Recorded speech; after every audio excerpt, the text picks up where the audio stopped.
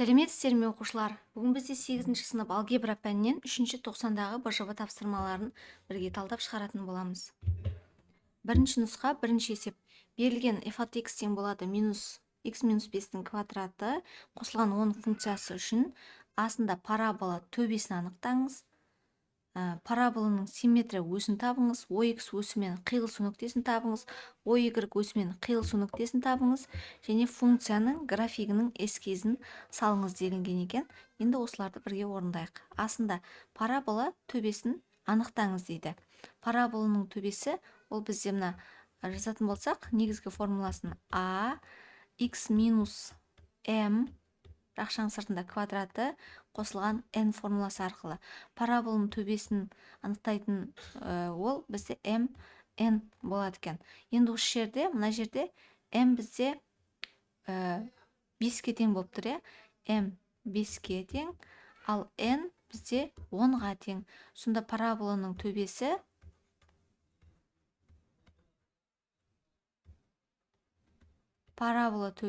бізде 5-те 10 нүктесі екен, міне. 5-те 10 нүктесі болады екен. Келесі, енді бізде басында параболаның симметрия өсін табыңыз дейді. Симметрия өсі, яғни x тең болады m формуласымен анықталады. m бізде 5 дедік қой, онда симметрия өсі x тең болады 5 болады.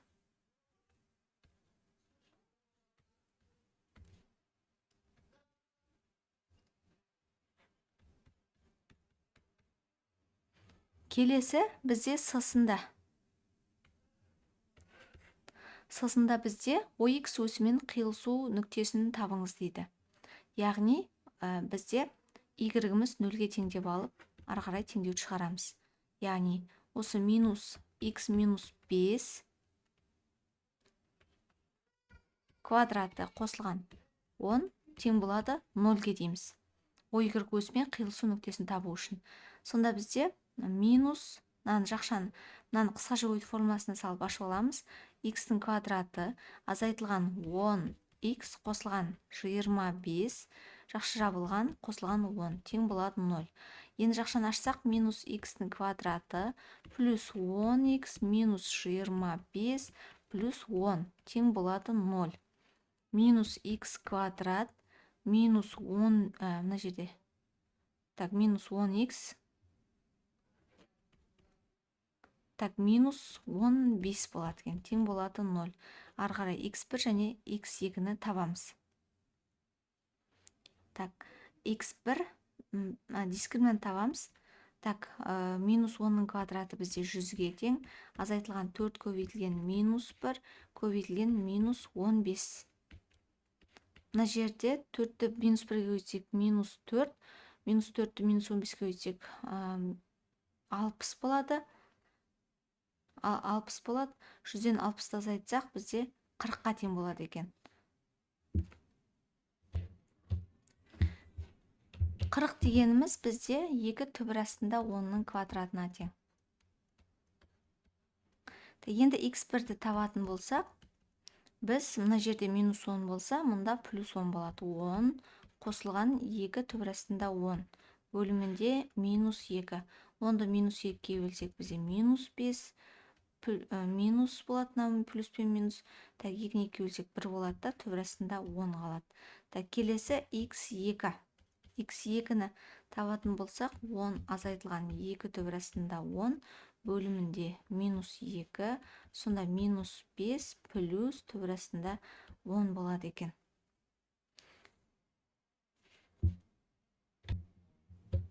Сонда бізде жауабы мынадай болады, яғни минус 5 минус түбір астында 10-да 0 және минус 5 плюс түбір астында 10-да 0 болады екен жауабымыз. Үшінші сұраққа, яғни с-ға жауабымыз. Енді келесі бізде д-сында, мұнда жазайық. д-сында OY өсімен қиылысу нүктесін тап дейді. Яғни ол жерде x-іміз 0-ге тең деген сөз. Енді x-тің орнына 0 қоямыз осындағы. Алдымен мына өрнегімізді жазып алайық. минус 5 квадрат плюс 10. Так, енді осындағы f от x.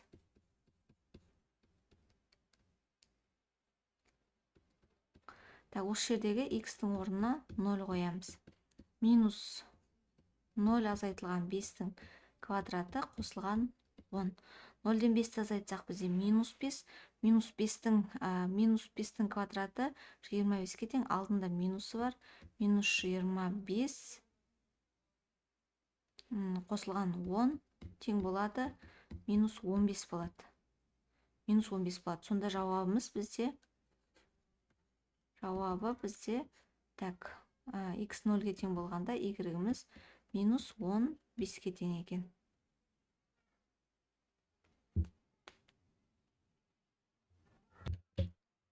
Енді бізде Е пунктінде функция графигінің эскизін салыңыз дейді. Мына жерде маған сыймайды. Так, қай жерге салсам болады? Так, енді осы Е пунктін ары қарай шығарайық.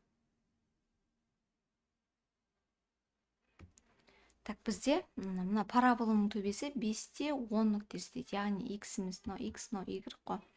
5-те 10. Так, 4 пен 6-ның ортасы 5 болады бізде. Осы бізде мына нүкте, бізде парабола төбесі. Сосын бізде мына парабола төбесі. Так, енді OX симметрия өсі, яғни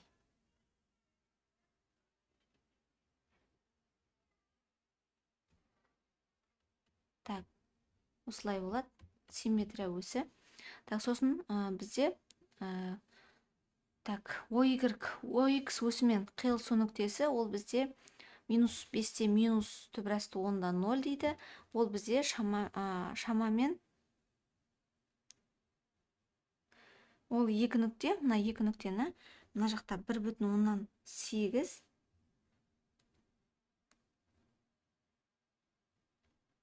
мына жер болады шамамен. Ал мына жақта 8,1 нүктесі болады. Так, OX өсімен қиылысу нүктелері. Тармағы төменге қарайды, себебі А бізде теріс санмен минус болып тұр.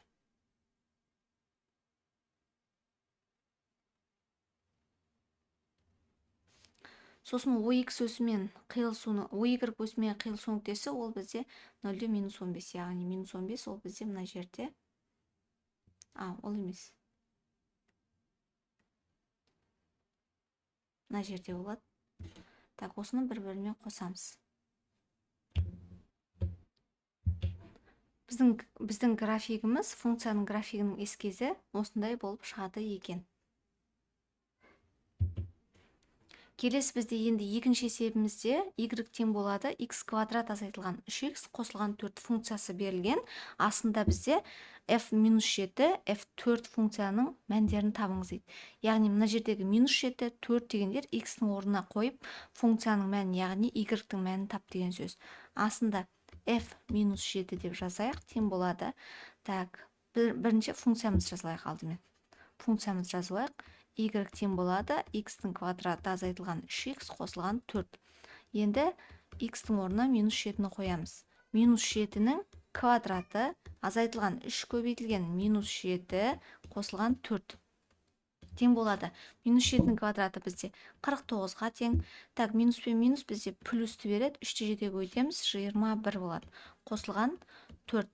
Енді 21-ге 4-ті қосатын болсақ, бізде 25. 25-ге 49-ды қосамыз.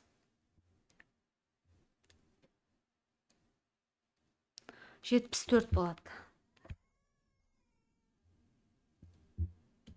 74 болады мәніміз.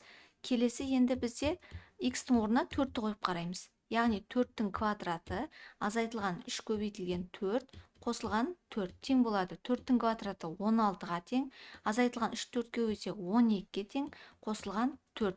16-тан 12-ні азайтсақ 4 болады. 4-ке 4-ті қоссақ бізде 8-ге тең болады екен. Сонда функцияның мәні 8-ге тең екен. Келесі енді бізде b-сы. басында бізде функцияның графигі м-де 14 нүктесіне өтетін белгілі болса, м-ді табыңыз дейді. X-тің орнына м-ді қойып, ары қарай Y-тің орнына 14-ті қойып есептейік. Так, мына жерде X-іміз сонда м-ге тең жазайық, та Y-іміз сонда 14-ке тең деп алайық. Так, бірінші мына жақтан бастайық. М-нің квадраты азайтылған 3м қосылған 4 тең болады 14-ке болады. Так, м-нің квадраты азайтылған 3м қосылған 4 азайтылған 14 деп бері қарай мына жаққа теңдіктің сол жағына көшіреміз, минус 14 қалып. М-нің квадраты азайтылған 3м минус 10 болады, тең болады 0 болады. Енді дискриминант табамыз. Минус 3-тің квадраты 9-ға тең, азайтылған 4 көбейтілген 1 көбейтілген минус 10-ға тең. Сонда бізде 49 шығады екен. Ал 49 бізде 7-нің квадраты. Так, енді м1, м2-ні табамыз. м1 бізде минус 3 болса, мұнда плюс 3 болады. 3 қосылған 7 бөлімінде 2. 10 болады, 10-ды 2-ге бөлсек 5 болады. м2 3 азайтылған 7 бөлімінде 2 тең болады. 3-тен 7-ні азайтсақ минус 4, минус 4-ті 2-ге бөлсек минус 2. Сонда бізде жауабымыз 5 және минус 2 болады екен. Келесі бізде үшінші есеп. Жүргізуші парабола тәріздес туннель арқылы жүк машинасымен өту қажет. Жүк машинасының биіктігі 7 метр, ал ені 4 метр. Өлшем бірлігі метр дейді. Астында туннель формасын беретін квадраттық функцияны анықтаңыз дейді.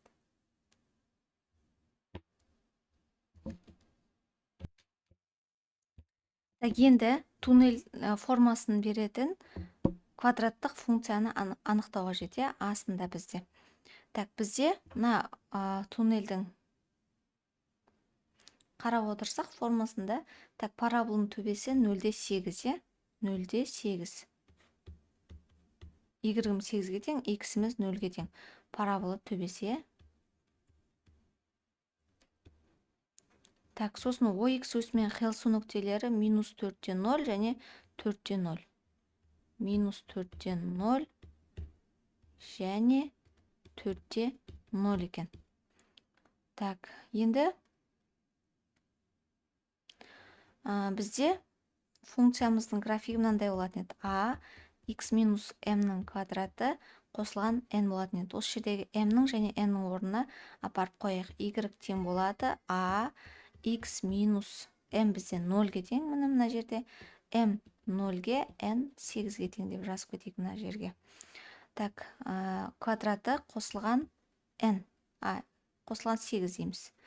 Енді y тең болады.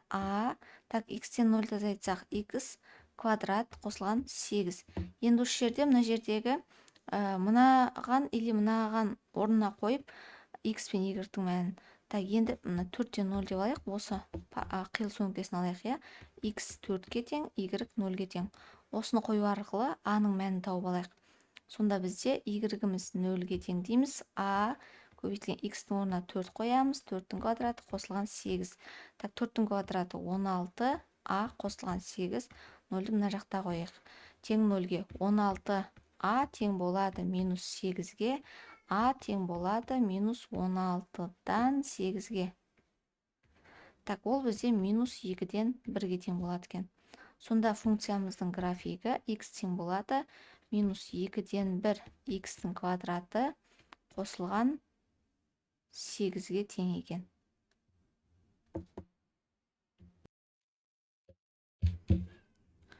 Енді келесі бізде басы.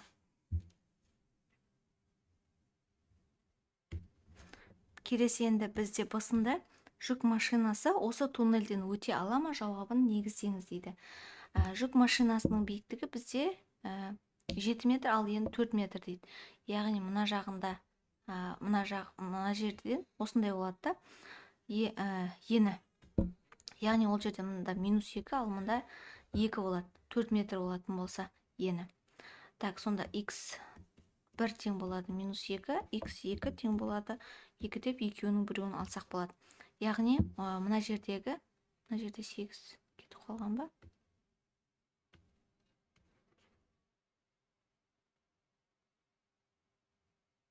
Так, осы жердегі x-тің орнына 2-ні немесе минус 2-ні қойып, y-тің мәнін тауып алып, біз жаңа туннельдің биіктігін таба аламыз. Туннельдің биіктігін.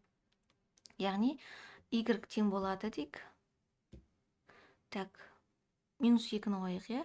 Минус 2-ден 1 көбейтілген минус 2-нің квадраты қосылған 8.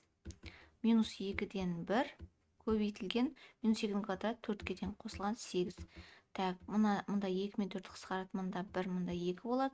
Минус 2 плюс 8 бізде 6-ға тең болады екен. Туннельдің биіктігі сонда 6-ға тең. Ал жүк машинасының биіктігі ол бізде 7-ге тең. Демек, жүк машинасы мына туннельдің биіктігінен биік, ұзын 1 метрге. Демек, онда жауап өте алмайды. Яғни бұл туннельден жүк машинасы өте алмайды.